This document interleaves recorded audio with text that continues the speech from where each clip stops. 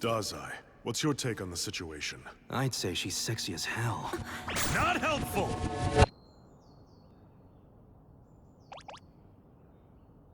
The reception of Bungo Stray Dogs has always perplexed me because it feels like this show should be way more popular than it actually is. At the time of me recording this video, the series currently has 5 seasons made up of 61 episodes in a movie, meaning that Bungo has already touched way more content than your average anime will ever get to see in its lifespan. The fact that this series keeps getting greenlit for new shit means that somebody's watching it. Shit, after 5 seasons in a movie, I think it's fair to assume that a lot of people are watching it. And so if Bungo Stray Dogs is supposedly such a popular anime, why the fuck is nobody talking about it? My first instinct is to assume that Bungo is simply more popular in its home country of Japan than it is in the West, and honestly, this is probably the most likely answer as to why you don't hear that much Bungo discourse as an English-speaking anime fan. With that said though, this begs the question of why Bungo seems to be so sorely lacking in popularity around these parts. You see, Bungo has all the makings of a super popular anime series here in the West. Cool fights, cool powers, cool story, hot girls, hot guys. That's low-key all you need to blow up if we're being honest, and Bungo has all of these qualities in droves. I promise you, if Bungo had more clout, my boy 𝙏𝙖 could go hoe for hoe with the best of them, bro. I'll say it, bro. 𝙏𝙖 will pull more Twitter hoes than Gojo if he was dropped today. I'm sorry, bro. Somebody had to say it. If you look at the MC, Atsushi, and his dynamic with his emo foil character Octagawa, shit, bro, you're looking at one of the best enemies to rivals to teammates dynamics I've ever seen executed in anime. And that's no small feat, because do you know how often this exact trope gets executed in anime? I love Bungo Stray Dogs. It's one of the few anime that I genuinely become more excited for every time I hear a new season is announced. And so today, ladies and gentlemen, as we come into the first video of 2025, I think it's finally time that I play my role in spreading the gospel of Bungo to the masses. I've been wanting to make a vid on Bungo Stray Dogs for basically as long as this channel has been a thing, and so yeah, without any further ado, I present to you Studio Bones' 2016 not so hit but kind of a hit but really should be more of a hit anime, Bungo Stray Dogs. In the grand scheme of battle anime like Bungo Stray Dogs, your main characters tend to fall into one of 2 categories. Category 1 main characters live relatively normal lives until the events of their series kick off. In other words, they're usually just a dude living life until they have a traumatic and or life-changing experience that will forever alter the course of their existence. Category 2 main characters, on the other hand, their lives are just ass off rip. In fact, a lot of times their lives are ass from before rip. I don't know if that's a term, but Type 2 MCs don't have the luxury of a normal childhood. They don't have the luxury of happy days to look back upon when times get tough. Type 2 MCs just spawned into some bullshit and gotta deal with said bullshit until the writers decide to turn their circumstance around at some point in the story. The main character of Bungo Stray Dogs, a young boy named Atsushi Nakajima, he might be the Type 2 of all Type 2s, bruh. This nigga's life is fucking buns. When the story kicks off, Atsushi, who has a meager 15 years of life under his belt, is so fucking hungry that he's fantasizing about last week's leftovers. You see, Atsushi, who is an orphan, was just recently kicked out of his orphanage with nary $1 to his name. And so after going a week without any type of access to food, Atsushi is about to do what people do when they go an entire week without food. Atsushi is about to die.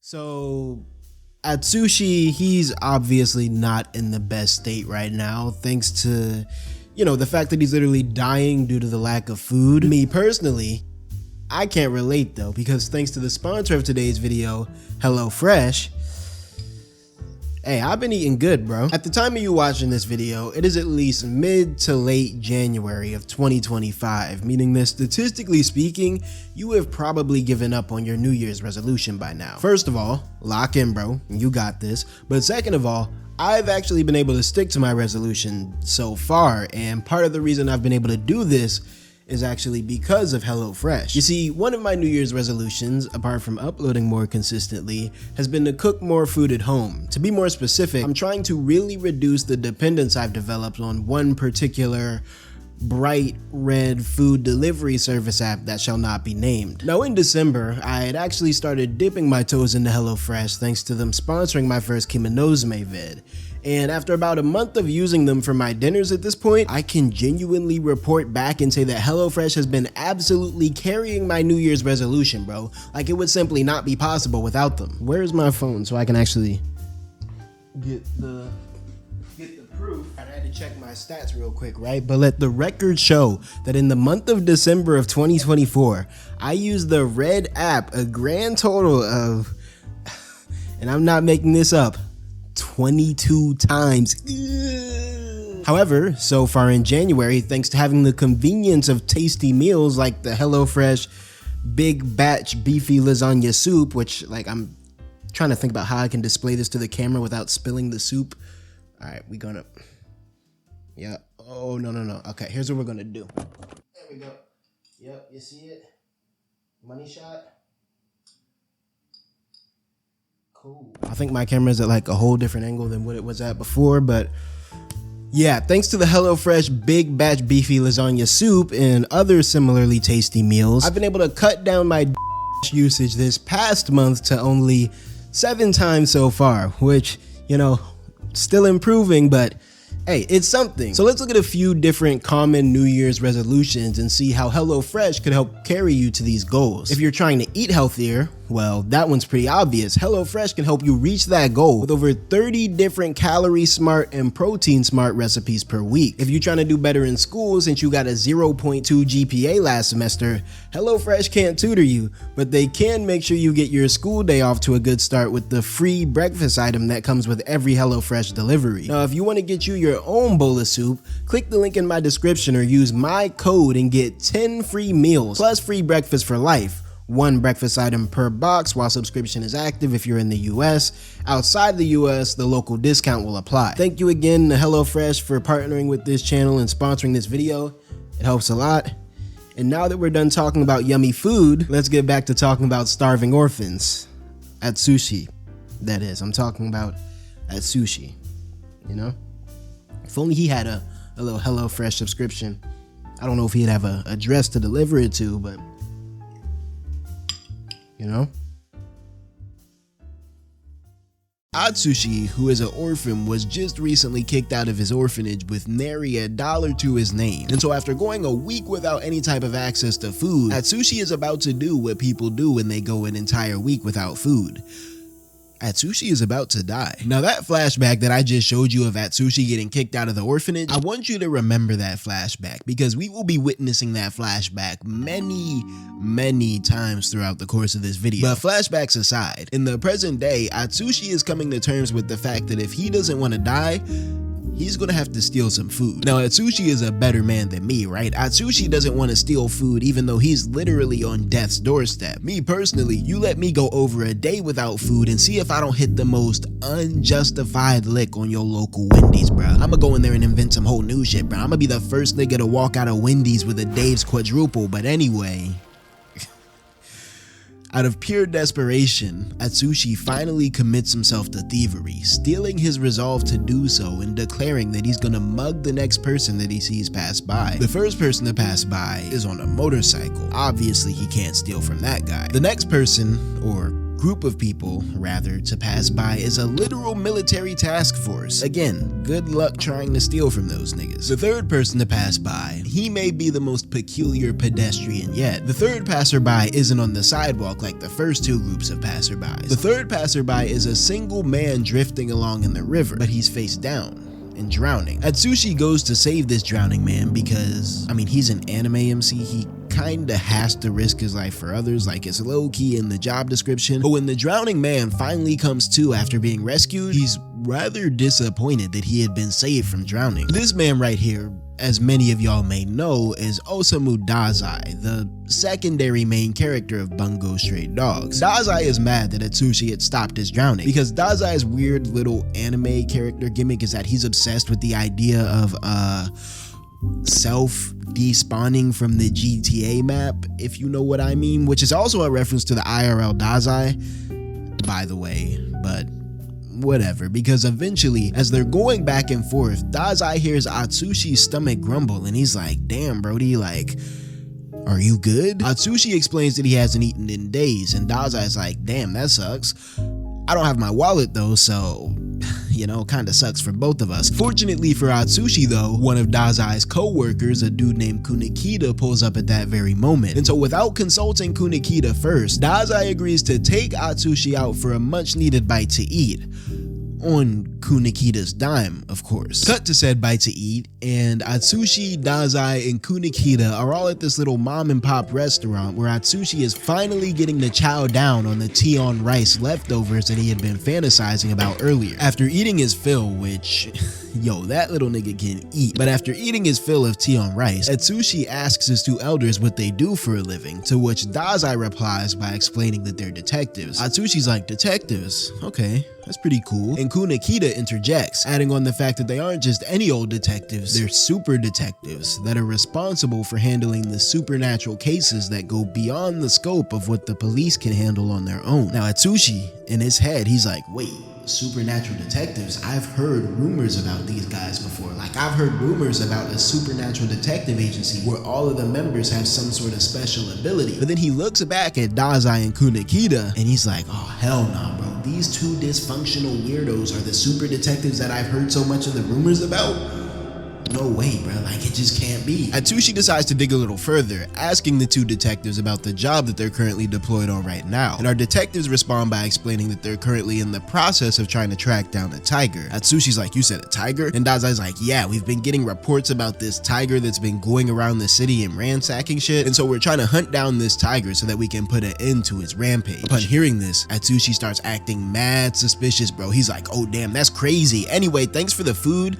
I'm gonna head out now. But before he could scurry along, Kunikida grabs him for questioning, as both he and 𝙏𝙖 had picked up on the fact that the boy had started acting mad weird. 𝙏𝙖's like, hey bruh, you're acting a little strange, my boy. You got any leads on this tiger that you want to tell us? And Atsushi proceeds to have another flashback to getting kicked out of the orphanage before explaining his relationship to the tiger. Atsushi explains that basically for like the past month, he had noticed that a man-eating tiger had been following him wherever he went. Like he would always see the tiger out of the corner of his eye, and he just felt like the beast was constantly stalking him. 𝙏𝙖's like, interesting, and when's the last time you seen this tiger? And Atsushi's like, shit, about 4 days ago maybe? Kunikida cross-references that info with the case info that he has written down in his notebook. And sure enough, the case info matches Atsushi's eyewitness claim in both timing and location. 𝙏𝙖's like, oh word?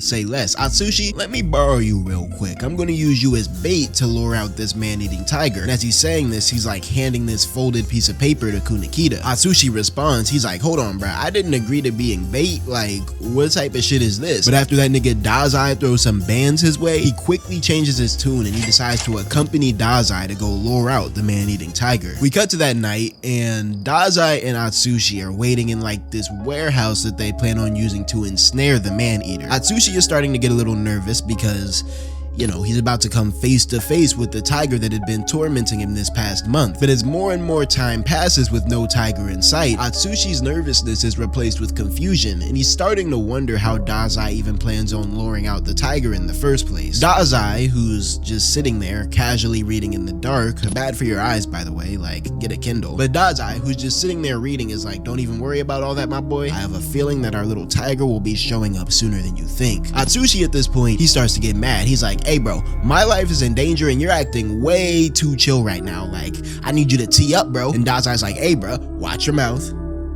But also, relax, because believe it or not, the tiger's already here in the very warehouse with us. As 𝙏𝙖's talking, Atsushi looks back at the full moon that's risen behind him, and he suddenly starts transforming. These fluorescent blue beams of energy spiraling out of his body. 𝙏𝙖 goes on, he's like, I've dealt with a lot of people who are gifted with special abilities. Some ability users can control their abilities, others, like yourself, have no idea that they even have abilities. At this point, Atsushi is transformed into like a giant blue tiger, and 𝙏𝙖's like, if I had to guess, I'd say that your were-tiger ability is probably the reason that you were kicked out of the orphanage. No longer in control of his predatory instincts, pause. No longer in control of his predatory instincts, Tiger Mode Atsushi proceeds to lunge at 𝙏𝙖, but 𝙏𝙖, being the cool ass nigga that he is, proceeds to hit the smoothest weave moves I've ever seen before holding out a single finger to stop the tiger mid-lunge. 𝙏𝙖 explains that his ability, no longer human, is a nullification ability that allows him to cancel out other abilities via contact, and immediately after he explains this, Atsushi shifts back into his human form and passes out in 𝙏𝙖's arms. 𝙏𝙖's like, oh hell nah, I'm not about to be hugging on unconscious teenage boys in a warehouse at midnight, and so he drops Atsushi.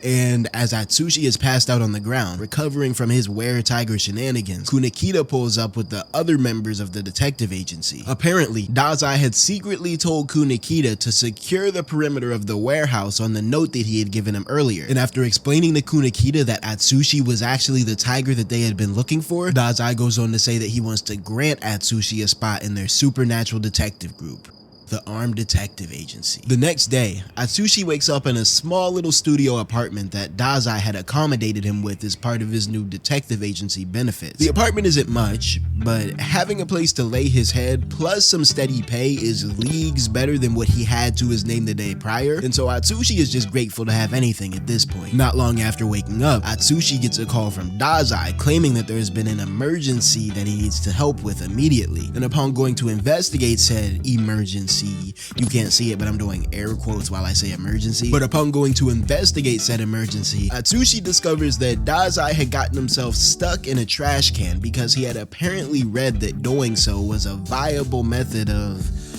self-despawning from the GTA map, if you know what I mean. After freeing 𝙏𝙖 from the trash can, the two of them talk for a little bit, and Atsushi, still kinda shaken up from last night, is like, look 𝙏𝙖, thank you for the offer to be a part of the Armed Detective Agency. I really appreciate it, but I don't think I'm a good fit for your guys' agency since, you know, I have no control over my ability. 𝙏𝙖 is like, yeah, nah, you're good bro, no biggie, but you're gonna need another job if you wanna survive, and so let me introduce you to my boy that can hook you up with some new shit that's a bit less supernatural. As Atsushi and 𝙏𝙖 are going to meet this so-called recruiter, they run into Kunikida, who also happens to be out and about as well. And after a few more straight man, funny man shenanigans between Kunikida and 𝙏𝙖, Kunikida suddenly locks in and he's like, oh yeah, by the way, we need to head back to the agency. There's a bomber that's taken a hostage back at HQ. The three of them head back to the Armed Detective Agency HQ to see how they can deal with the aforementioned bomber hostage situation, and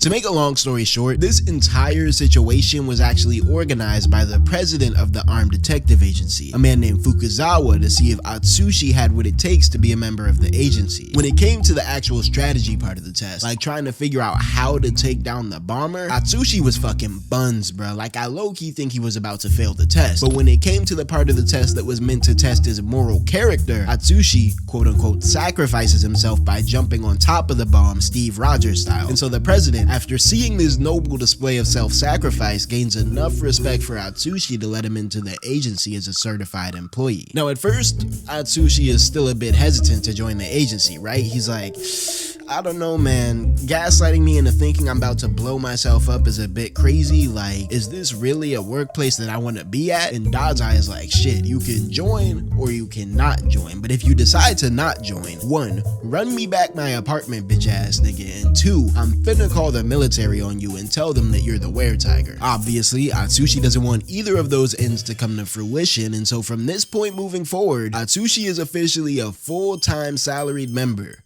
of the Armed Detective Agency. Now, if you've ever had to work a day in your life, you'll probably agree with me when I say that most jobs are only as tolerable as your coworkers are, right? Like, the environment that your coworkers and managers create can make or break your whole experience at any given job. I'm not going to sit here and say that working at the Armed Detective Agency is a bad job, because honestly it seems like a pretty decent gig, especially for a broke 15-year-old orphan. But with that said though, holy shit, Atsushi's coworkers are fucking insane, bro. During Atsushi's first full day on the job, he and a few other agency members play a game in which they attempt to guess the jobs that everyone had before joining the agency. Tanizaki and Naomi, the two agency members that had role-played as the bomber hostage duo, are actually brother and sister, and Atsushi is able to correctly guess that they were students before joining the agency, since I mean, he probably just guessed their ages and went from there, to be honest. He then goes on to guess that Kunikida was a public official, which isn't a bad guess given his personality, but it turns out that Kunikida was actually a math teacher, which, yeah, that definitely tracks. When it comes time to guess what 𝙏𝙖𝙡 did, however, Atsushi is unable to get to the bottom of it, and come to find out, no one in the entire history of the agency has been able to guess what 𝙏𝙖𝙡's previous job was to this day. As Atsushi is throwing random guesses at the wall and hoping that they stick, Tanizaki gets a phone call from a potential client, and so they all head back to HQ to meet up with this client. The client is like this blonde woman, so,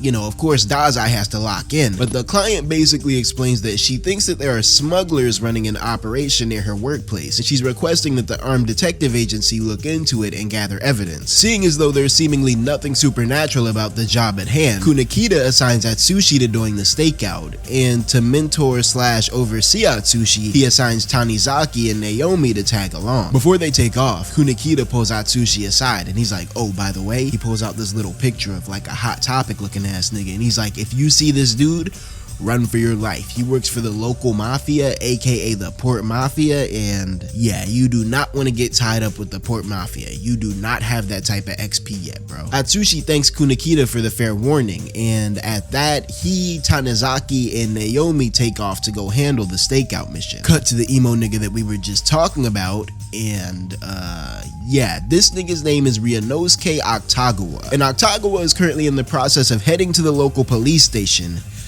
to murder the local police for basically no reason. I'm not gonna lie, seeing bro walk up to the desk that has his wanted poster taped to the front has to be one of the craziest introductions for a villain that I have ever seen in my life. But after murdering the two police at the front desk, Akutagawa proceeds to blow up the whole police station because, sure nigga, fuck 12, I guess. Cut back to Atsushi and them, and Atsushi is currently in the process of coming to the unfortunate conclusion that the two siblings that he was teamed up with have a pretty intense sibling complex. I'm not gonna go too much into detail about this complex because, I mean, it is by far the most cringe aspect of bungo stray dogs, but yeah, it's there. The three junior detectives follow the blonde woman to the location of interest until they finally realize, a bit too late, that they're being led into a back alley. After cornering them in the alley, the woman pulls out a phone and calls Akutagawa. She's like, hey boss, we got him. The moment the detectives hear the name Akutagawa, they start low-key panicking because they do not want that smoke. And after Akutagawa confirms that he'll be there in 5, the blonde lady, who works for the Port Mafia, pulls out the dual Uzi loadout and she lets them Jones rip on our unarmed detectives. Now, Naomi's brother complex must be absolutely OD because without a lick of hesitation, the girl takes those Uzi rounds to the back in order to protect her brother. After seeing his sister fall before him, Tanizaki tweaks out and he activates his ability,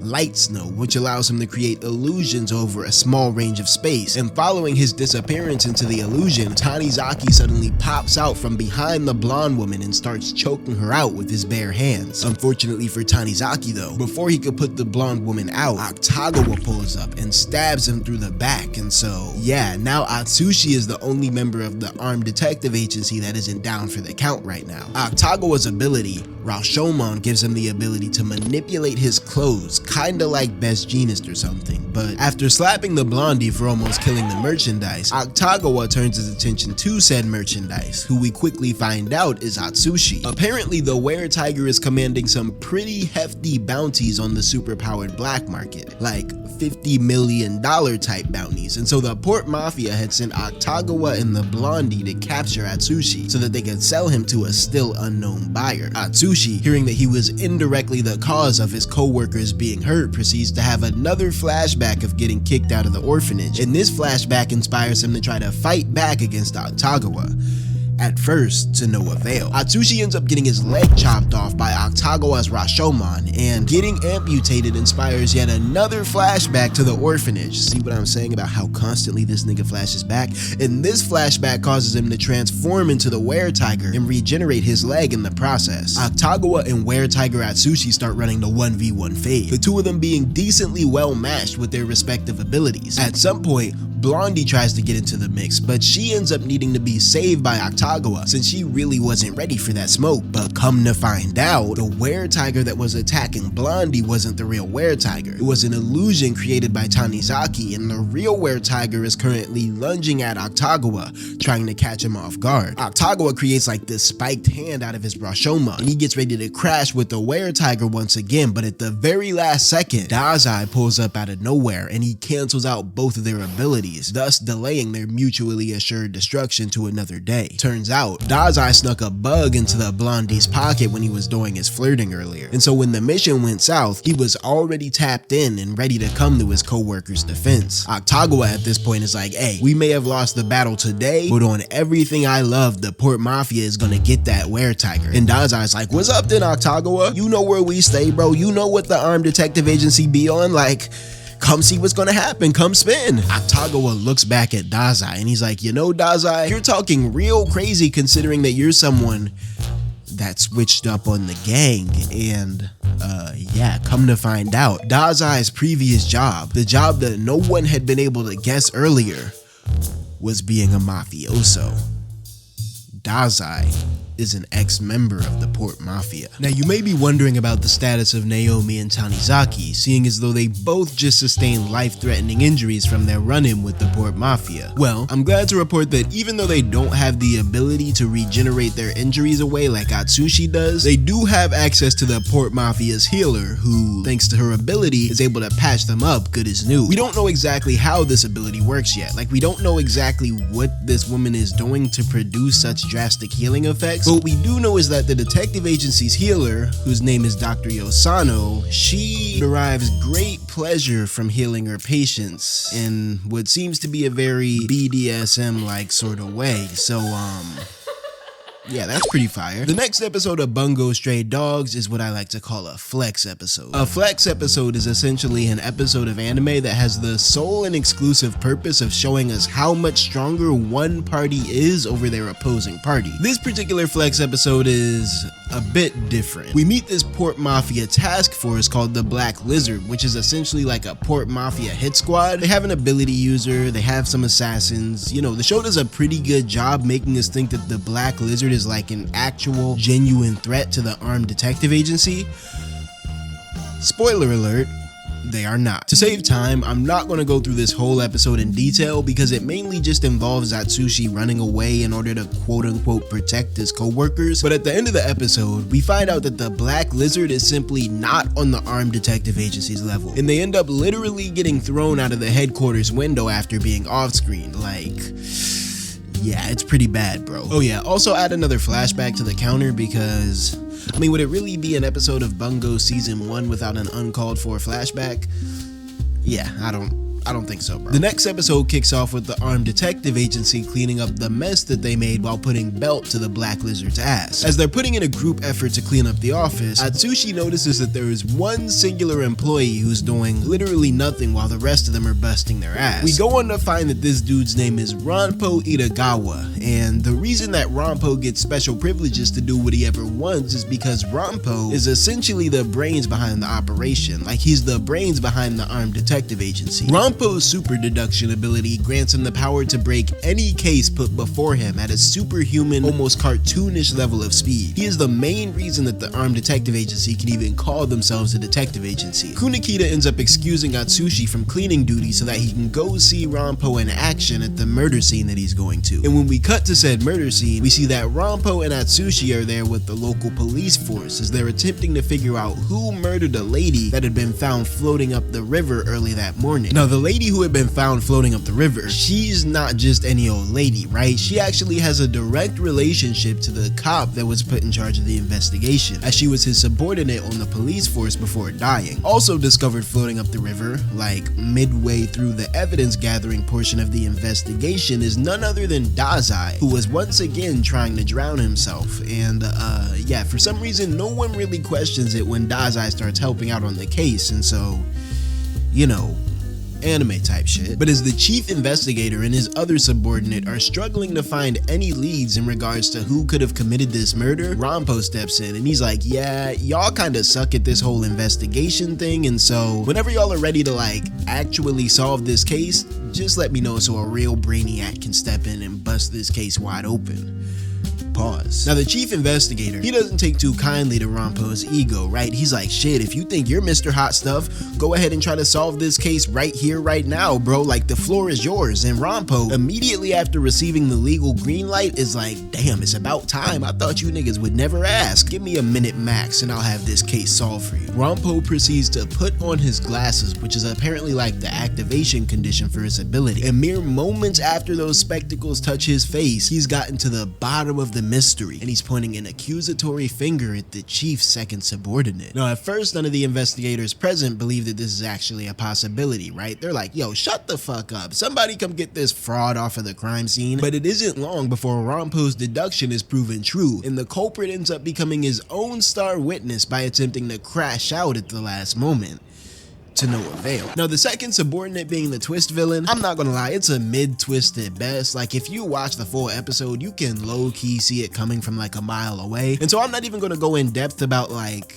how the crime went down, because they do have this whole flashback thing with like the two subordinates being in love or whatever. It's alright, but like the actual coldest twist in this episode is actually a twist involving Ranpo himself. At the end of the day, after everything is settled down and the culprit is taken in, Atsushi, 𝙏𝙖𝙡, and Ranpo are all walking back to the office to, I don't know, clock out or something. But as they're walking back through the city, Atsushi is talking to 𝙏𝙖𝙡 and he's like, man, 𝙏𝙖𝙡, that Ranpo sure is something, huh? Like super deduction? Yo, that's kinda busted. 𝙏𝙖𝙡 responds, he's like, yeah, nah, facts, super deduction is kinda crazy, I won't lie to you, but you know Ranpo doesn't actually have an ability, right? Atsushi's like, the fuck you mean Ranpo doesn't have an ability? I just watched him solve an entire murder mystery in like 19 seconds. And 𝙏𝙖𝙡's like, yeah, about that. So I actually tested it out by touching him earlier while he was using his quote unquote super deduction. If that was an ability, it would have gotten nullified by my ability, so yeah, I'm pretty sure that nigga just be raw dogging these cases off pure intelligence. But then he warns Atsushi. He's like, with that said though, all of us at the agency, we all kind of just roleplay like he has an ability so that he feels like he's a part of the team. And so yeah, don't tell that nigga that he doesn't have an ability, or else, I don't know, he might have like an identity crisis or some shit. Now apart from Atsushi and 𝙏𝙖𝙡, Kunikida is by far the most present character in the first season of Bungo Stray Dogs. The next arc is kind of like the Kunikida arc, so to speak. Like, yeah, we've met Kunikida, we've seen him in action a little bit, but in this arc we really get to know Kunikida, and more importantly, Kunikida's ideals. You see, Kunikida, 𝙏𝙖𝙡, and Atsushi are all working together to figure out the culprit behind a series of missing person incidents in the city of Yokohama. The three of them start off by going to visit this anonymous informant that Kunikida has been in contact with. And when we finally get to this informant, we see that said informant is like this young dude locked up in a basement warehouse with like a bunch of servers and PCs and shit.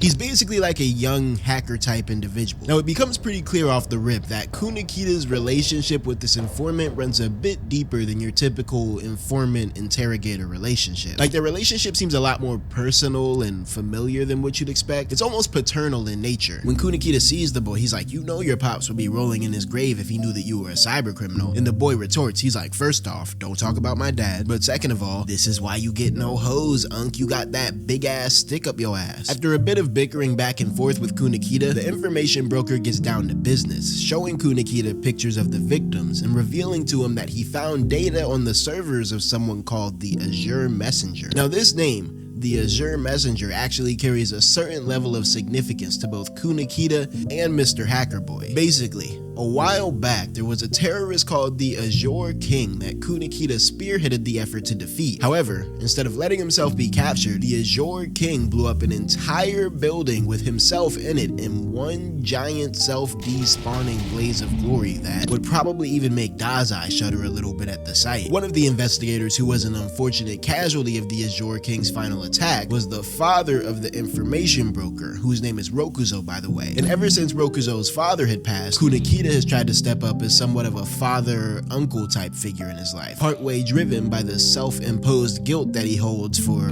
kinda sorta being somewhat responsible for the Azure King blowing himself up in the first place. After receiving the leads from Rokuzo, our 3 detectives head back out to go meet up with the next informant who can hopefully bring them another step closer to solving this mystery. The second informant is like a taxi cab driver who had apparently driven for multiple victims that had gone on to disappear mere days later. The taxi driver ends up bringing them to this abandoned hospital on Kunikida's request, and as the 3 of them go inside to investigate this hospital, they soon go on to find this back room of the hospital where a woman is currently in the process of being drowned in a cage filled with water. Fortunately for this woman, whose name is Nobuko, Kunikida and them arrived at the very last moment to save her before she drowned. But unfortunately for all the rest of the non-sexy women hostages that were being held in the other room down the hall, our detectives were too caught up on Nobuko's cleavage to realize that they were even there, and so yeah, they end up getting gassed before the armed detective agency can even come and save them. Now at this point, our detective gang plus Nobuko end up having to retreat back home for the night because, I mean, 𝙏𝙖 says it's to avoid the poisonous gas, and at first I wanted to believe him, but then the next day comes along and we find out that Nobuko spent the night at 𝙏𝙖's crib, and so it's like, nigga, we know your game, bruh. Like,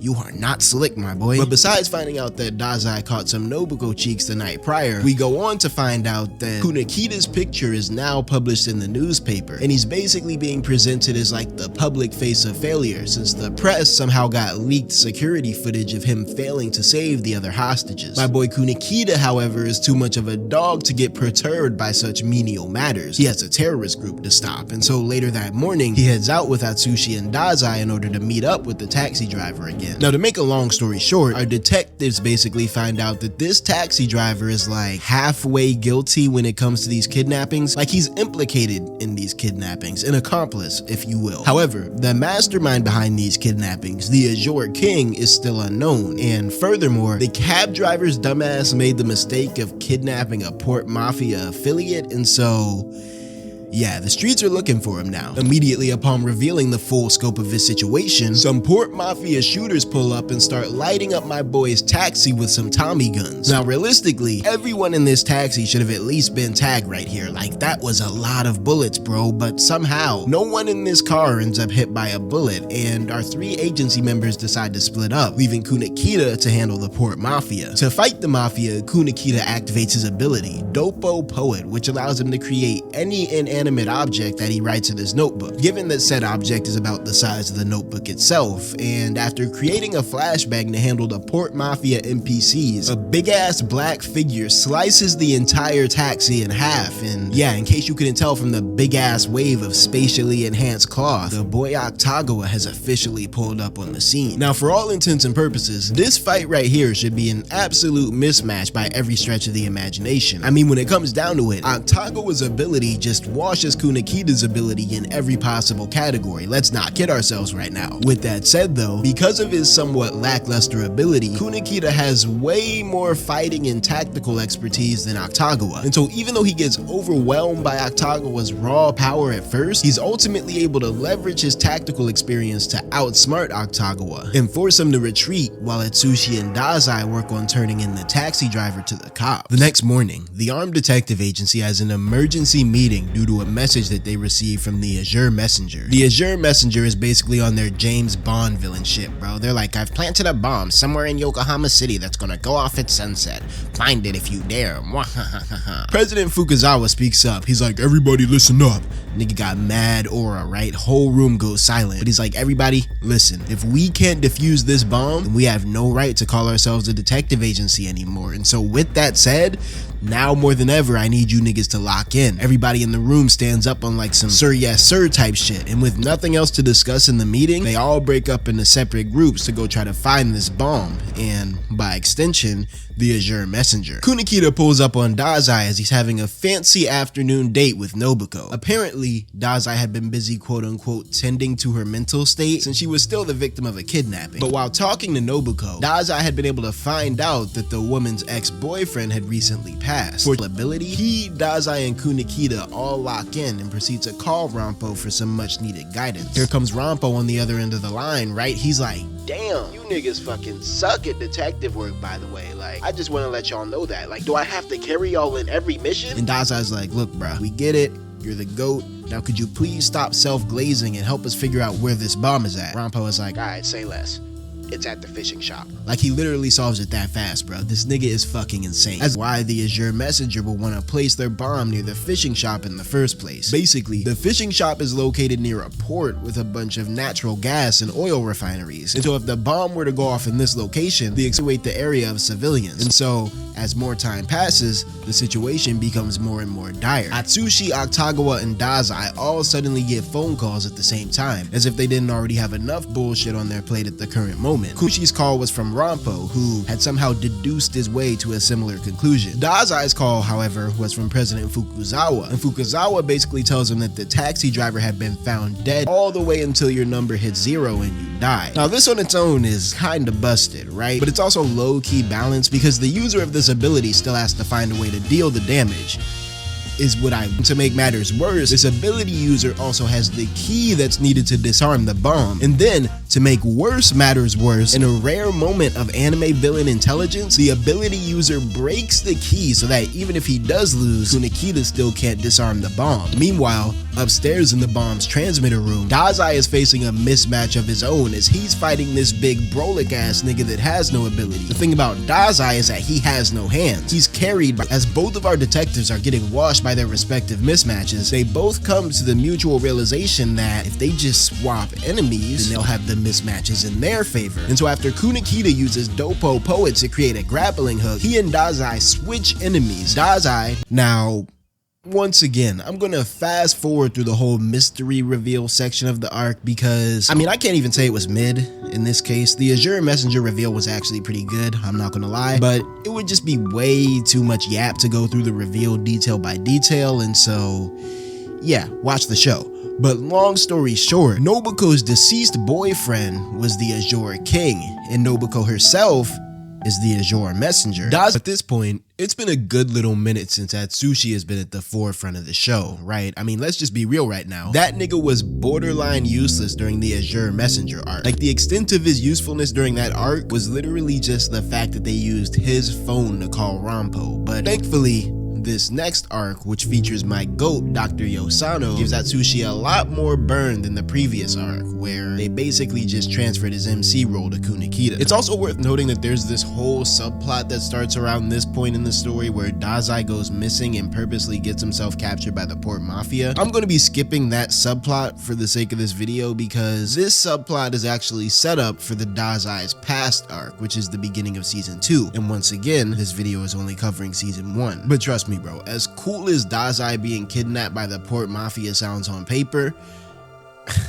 it's really not, bro. Like, it's literally just him being chained up in like a basement and talking shit for like 3 episodes straight. But back to my GOAT, Dr. Yosano. So far, we've only really gotten a brief introduction to Dr. Yosano. But in this particular arc, after a regular shopping outing with Atsushi suddenly turns into a port mafia terrorist attack, we finally see Dr. Akiko Yosano in action, and we begin to understand a little bit more about the doctor, or at least how her healing ability works. We actually don't really get her backstory until like season 5. Amazing backstory, by the way, but you know, we're like 4 seasons removed from that, so yeah. So let's give a little bit of background on this terrorist attack. Basically, a man's voice suddenly comes over the train's intercom system and he's like, "Ayo, ayo, test, am I live? Am I live?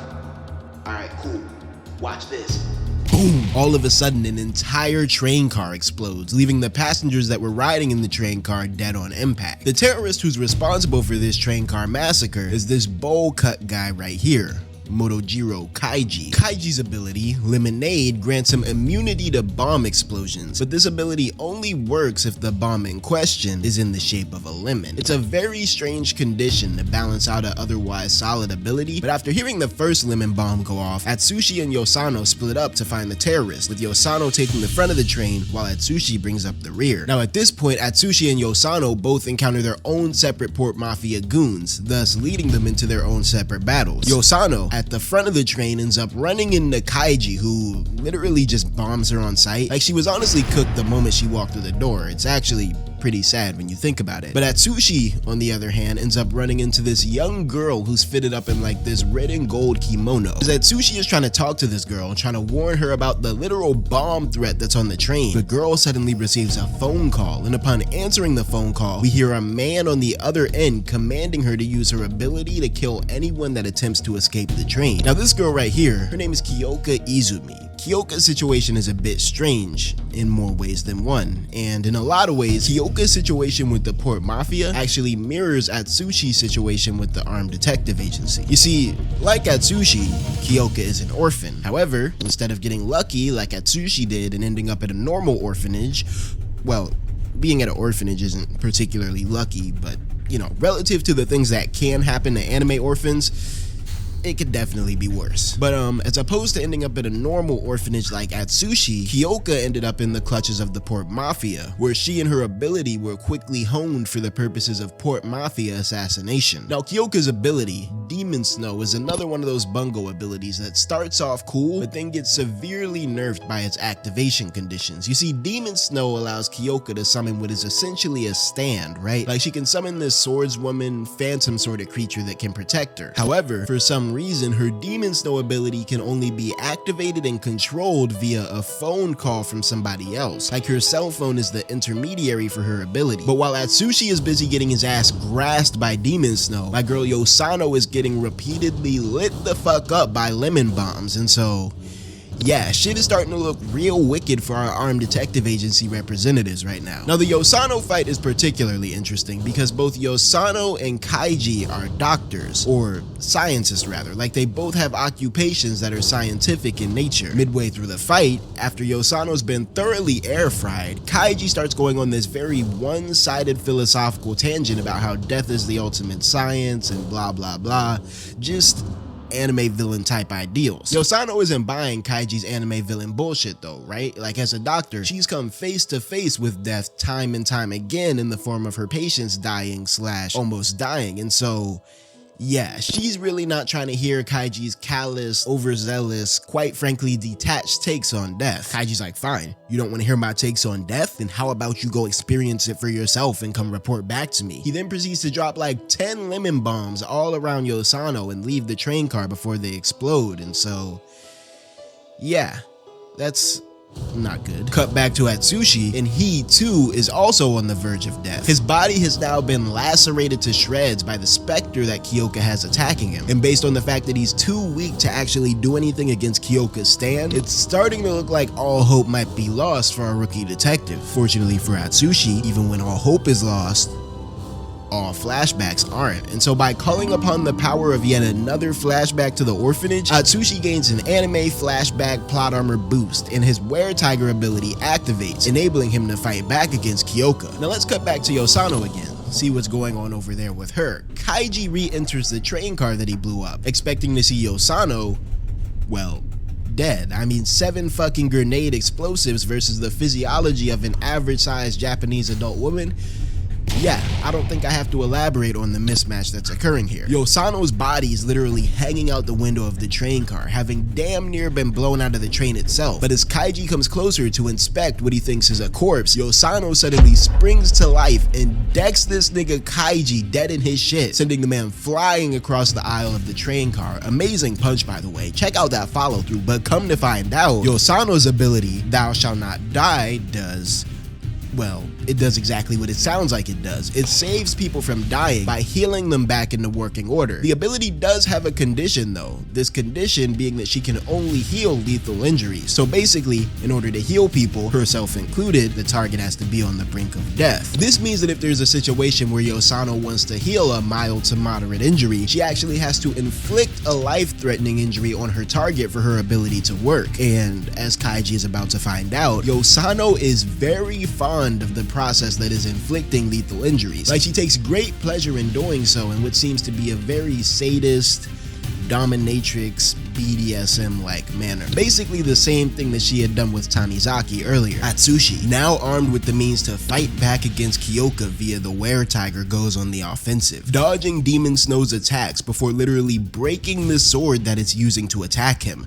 How is that fair? But once the sword is broken, Atsushi speed blitzes Kyoka, stopping right before his claws hit her throat. He's basically holding the girl at claw point, deciding to spare her despite the fact that she was just trying to kill him moments earlier. When Kyoka realizes that she's lost the fight, she decides to start anime monologuing about her tragic backstory. She's like, my name is Kyoka Izumi, and I've killed 35 people for the Port Mafia. She suddenly pulls down part of her kimono, revealing a bomb that she has strapped to her chest. Basically, the Port Mafia had a contingency plan in the case that Kyoka failed the mission. That contingency plan being, well, as evidenced by the bomb vest that she's wearing, to blow her the fuck up. Atsushi turns on his anime MC talk no jutsu. He's like, Kyoka, you don't have to do this, hand me the detonator. And Kyoka, to my surprise, is just like, alright, say less. And she just like casually hands him the detonator. Now at this point I'm thinking W Atsushi, right? Like he saved the day, he saved the girl, but Atsushi's dumbass proceeds to press the detonator button thinking that it's the disarm button. And after pressing the button, Kyoka's vest suddenly sparks to life, leaving the two of them with only a few seconds until Kyoka sends everyone that's on that train to go dap up Rokuzo and them in heaven. Kyoka suddenly pushes herself away from Atsushi and she jumps out the train before the vest can kill any innocents. But Atsushi, being the anime MC that he is like, nah Kyoka, let me show you how this plot armor works. And he proceeds to activate his were-tiger legs and jump out of the train to Kyoka, ripping the vest off of her just before it detonates. We get a look at Atsushi and Kyoka a few minutes later after they fish themselves out of the body of water that they fell into, and luckily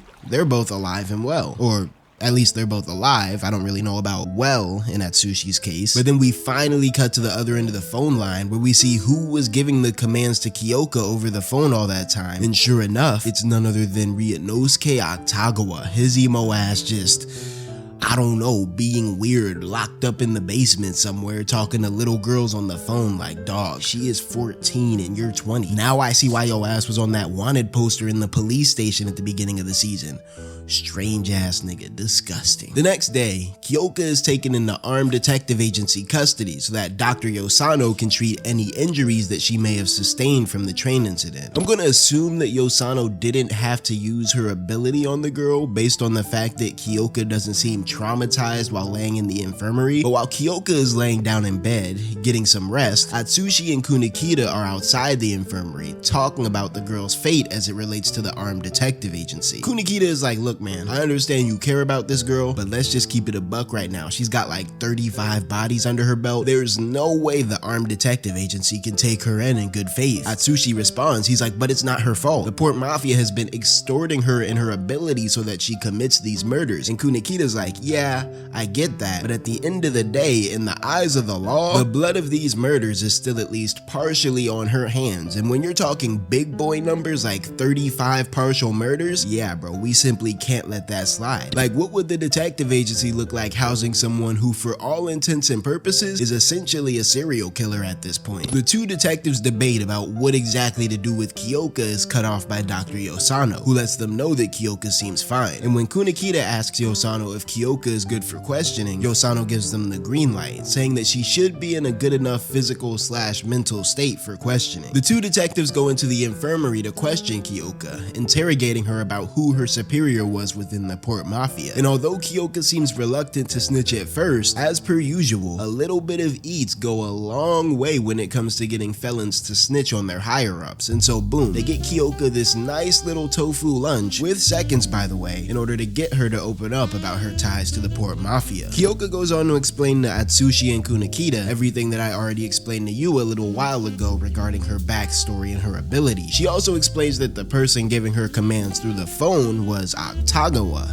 and yeah, after hearing this, Kunikida gets up so that he can go back to the agency to write a report on what he just learned. Before leaving, Kunikida pulls Atsushi outside. He's like, look, while I'm gone, I need you to take that girl to the police station. And Atsushi's like, hold on, bruh. If we turn her in, like, they're finna execute her, bro. Like, she's not gonna be able to lawyer her way out of 35 bodies. Kunikida gives Atsushi a serious glare before explaining to him that although compassion and empathy are great qualities to have, in situations like this one, they will only hold him back from doing what needs to be done. He tells Atsushi that if he wants to continue to be an armed detective, he'll have to be able to make the tough decisions like this one, and without another word, he heads off, leaving Atsushi alone with his thoughts. Before long, Atsushi and Kyoka set off to the police station. Of course, Atsushi doesn't tell Kyoka that he's planning on turning her in, but yeah, that's still the plan, regardless of how he feels about it. When Kyoka does finally ask him where they're going, Atsushi, being the empathetic guy that he is, doesn't really have it in him to say that he's turning her in. And so long story short, Atsushi's lack of initiative to take Kyoka to the police station actually leads to them going on a day-long outing to all of these different places that Kyoka wanted to visit in Yokohama. After she's had her fair share of fun for the day, Kyoka actually walks herself to the police station. Turns out, Kyoka knew that they were headed to the police station this entire time, and she only dragged Atsushi to all these different sites in Yokohama because she wanted to enjoy one last day of freedom before she went to turn herself in for her crimes. The girl is like, look bro, your homeboy with the rat tail was low-key right. I've killed 35 people over the past few months.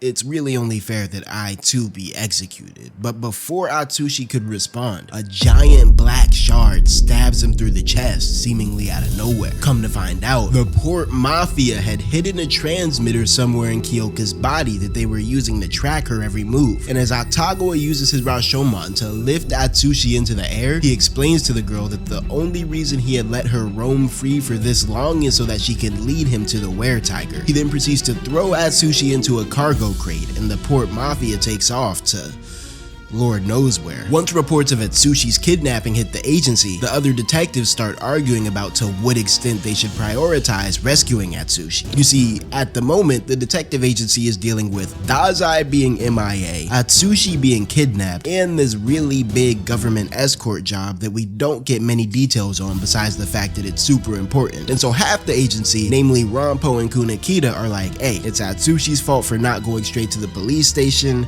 We can find him later. The other half of the agency, on the other hand, namely Tanizaki and Naomi, are like, nah, that's our teammate. We should go look for him because he would do the same for us. And even though Kunikida and Ranpo aren't trying to hear their underling's opinion at first, once the president pulls up echoing their same sentiment, the rest of the detective agency locks in with finding Atsushi, out of respect for the president's word if nothing else. The first thing the agency does is consult with their resident plot device in order to find out where exactly Atsushi is at the given moment. And Ranpo is able to deduce that Atsushi is currently alive on a cargo ship that's headed out to open sea at 25 miles per hour. Again, how the fuck he was able to deduce this from a mirror picture of Atsushi's cargo crate is beyond me. But we cut to this cargo ship that Ranpo had asserted Atsushi could be found on, and sure enough, as deduced, Atsushi is currently on the deck of the cargo ship, getting that Rashomon belt to his ass. Kyoka tries to pull up on Atagawa with the Blixter in order to protect Atsushi, but Atagawa hard counters her gun by splitting it in half, before proceeding to grab the girl by the neck and start anime monologuing about his tragic